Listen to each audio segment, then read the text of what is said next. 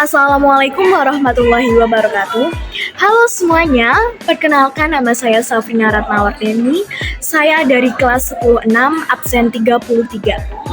Pada video kali ini, saya akan menyampaikan ulang materi yang telah disampaikan oleh narasumber yang telah berkesempatan hadir menjadi seorang narasumber dalam pelaksanaan proyek pelajar Pancasila di SMA Negeri 2 Pati.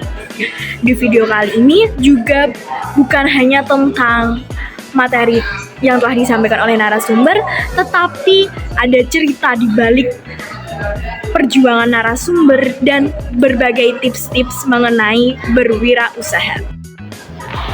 P5 kali ini mengangkat sebuah tema, yaitu kewirausahaan menanamkan jiwa usaha menggali potensi lokal.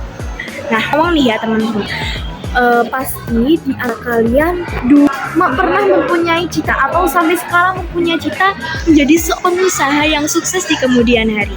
Dengan kalian menyimak video ini, kalian akan mendapatkan sebuah tips, sebuah motivasi untuk menjadi seorang wirausaha di kemudian hari. Sebelum kita memulai untuk berbisnis, untuk menjadi seorang pengusaha, pastinya kita harus mempunyai ide terlebih dahulu atau menggali potensi apa sih yang seharusnya kita perjualbelikan untuk masyarakat. Kalian tahu nggak teman-teman, di Pati ini mempunyai banyak sekali potensi yang kita gali untuk nantinya menjadi sumber daya dalam berwirausaha.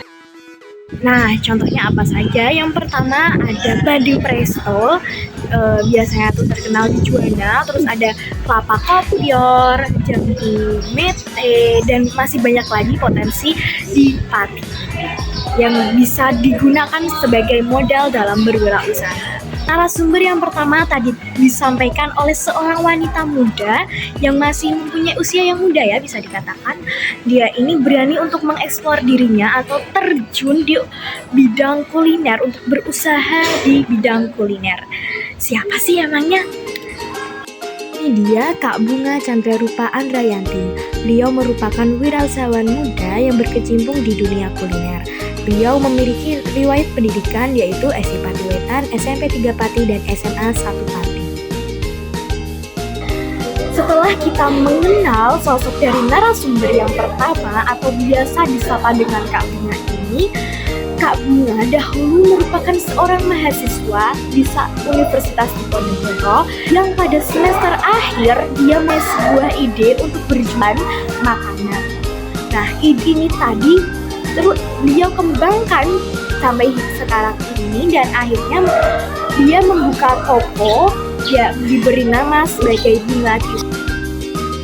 Langkah awal yang dilalui Kak Bunga ini dalam membangun sebuah produksi Bunga Kitchen ini tuh sangat panjang dan melalui proses yang tidak mudah. Salah satunya yaitu pada langkah awal kita harus bersikap tanggung jawab dan mempunyai prinsip.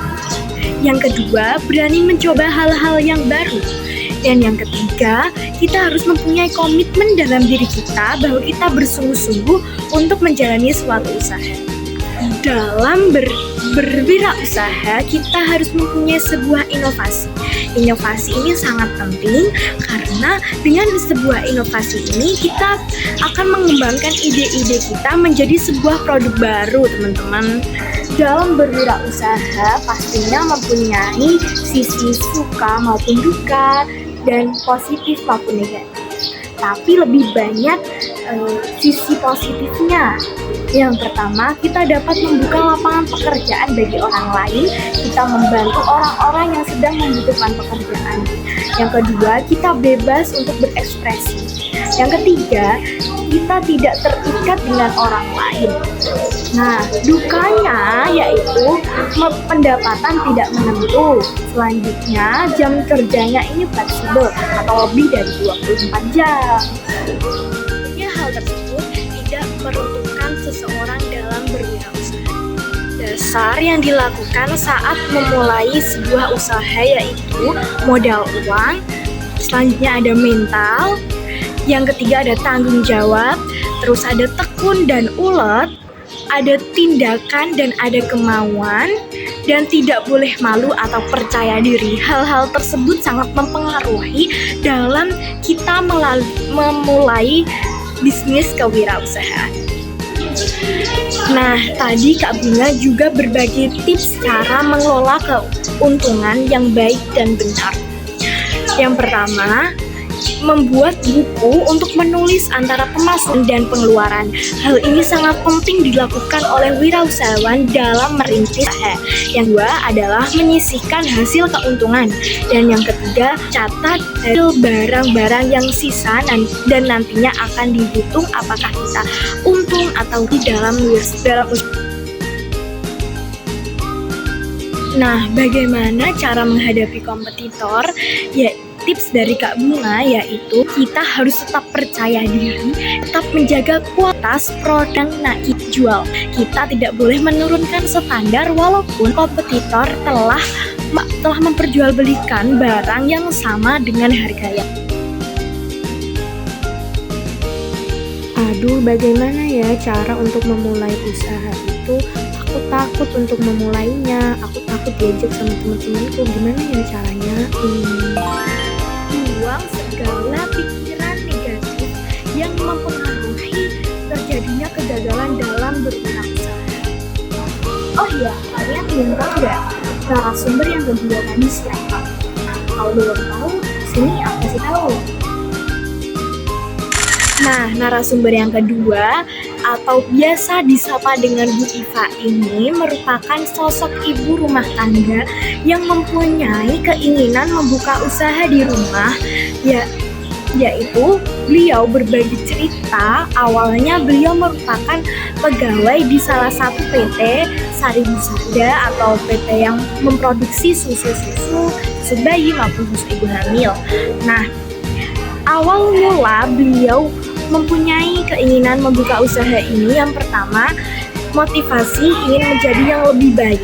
Yang kedua, mencari ide usaha. Dan yang ketiga, mengembangkan hobi beliau yaitu hobi memasak. Selanjutnya, peka terhadap kebutuhan masyarakat. Nah, ini adalah tips yang harus dilakukan oleh wirausahawan dalam memproduksi sebuah produk. Karena jika masyarakat ingin membutuhkan hal tersebut, pasti akan membeli produk dagangan kita. Dan